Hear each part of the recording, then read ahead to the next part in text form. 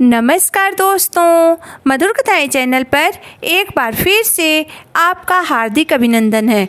तो आज की मेरी कहानी का शीर्षक है भक्त की पुकार। तो चलिए शुरू करते हैं आज की अपनी ये कहानी। रात लगभग 10 बज चुके थे। अजय अपने कमरे में अकेले ही सोया था। अचानक उसे एलर्जी हो गई। घर पर कोई दवाई नहीं थी और उस समय उसके घर में उसके अलावा और कोई नहीं था। उसकी पत्नी बच्चों के साथ अपने मायके गई थी। अजय घर में अकेला ही था। उसका ड्राइवर भी अपने घर जा चुका था। बाहर सावन महीना होने के कारण हल्की हल्की बारिश हो रही थी। दवा की दुकान घर से ज़्यादा दूर नहीं थी, परंतु फिर भी अजय पैदल नहीं जा सकता था। लेकिन बारिश की वजह से रिक्शा मिलना बहुत मुश्किल था। फिर भी अजय ने रिक्शा लेना ही उचित समझा। उसके घर के बगल में ही शिव मंदिर था। वहीं पर एक रिक्शा वाला खड़ा था और भगवान की प्रार्थना कर रहा था। अजय ने उससे पूछा, भाई चलोगे? तो उसने सहमति में सर हिलाया तो अजय उसके रिक्शे में बैठ गया। अजय ने देखा रिक्शा वाला काफ़ी बीमार लग रहा था और उसकी आंखों में आंसू भी भरे थे। अजय ने पूछा, क्या हुआ भैया, तुम रो क्यों रहे हो? तुम्हारी तबीयत भी ठीक नहीं लग रही है। वह अपनी आंसू पोंछते हुए बोला, क्या बताऊं भैया, बारिश की वजह से 3 दिन से सवारी नहीं मिल रही है और मैं काफ़ी भूखा भी हूं तथा मेरे बदन में दर्द भी हो रहा है। मैं अभी आपके आने से पहले भगवान से प्रार्थना कर रहा था कि आज मुझे भोजन दे दीजिए, मेरे रिक्शे के लिए सवारी भेज दीजिए। यह सुनकर अजय बिना कुछ बोले दवा की दुकान पर चला गया।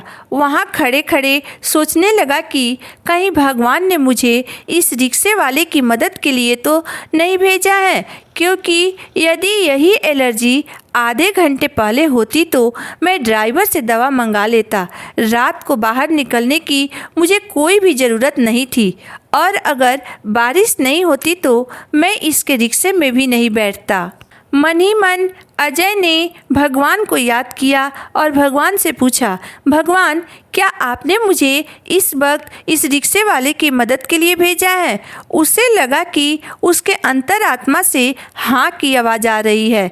अपने अंतरात्मा की आवाज़ सुनकर अजय ने भगवान को धन्यवाद किया और अपनी दवाई के साथ साथ रिक्शे वाले के लिए भी दवाई ले ली और बगल के दुकान से छोले भटूरे पैक करवाए और फिर रिक्शे में आकर बैठ गया। जिस शिव मंदिर के पास से उसने रिक्शा लिया था, वहां पहुंचने पर अजय ने रिक्शा रोकने के लिए कहा। उसके बाद अजय ने रिक्शे वाले के हाथ में रिक्शा का भाड़ा 50 रुपया रख दिया तथा उसे गरम छोले भटूरे का पैकेट देते हुए बोला, ये लो, खाना खाकर दवा खा लेना। 1 गोली अभी और 1 गोली कल सुबह नाश्ता के बाद खा लेना। उसके बाद मुझसे फिर आकर मिलना। रिक्शे वाले ने रोते हुए कहा, भैया जी, मैंने तो भगवान से केवल 2 रोटी मांगी थी, मगर भगवान ने तो मुझे छोले भटूरे ही दे दिए। मुझे कई महीनों से इसे खाने की इच्छा थी।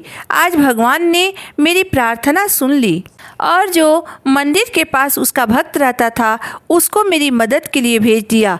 वह मन ही मन हाथ जोड़े हुए अजय को धन्यवाद देता रहा और अजय चुपचाप उसकी तरफ देखता रहा। घर आकर अजय सोचने लगा कि होटल में तो बहुत सारी खाने की चीज़ें थी, मैं तो कुछ और भी ले सकता था, जैसे समोसा, कचौड़ी या फिर खाने की थाली, परंतु मैंने छोले भटूरे ही क्यों लिए?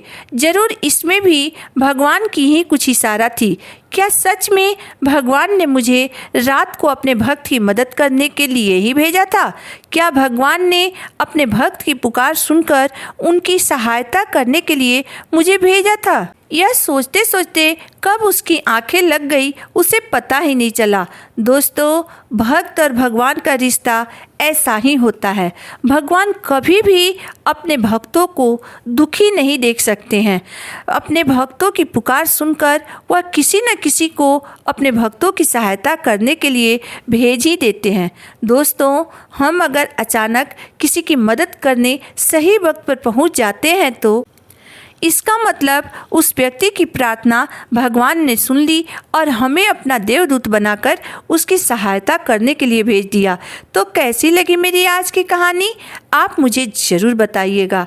अगर आपको मेरी कहानी पसंद आई हो तो मेरे वीडियो को लाइक कर दीजिएगा, चैनल को सब्सक्राइब कर दीजिएगा।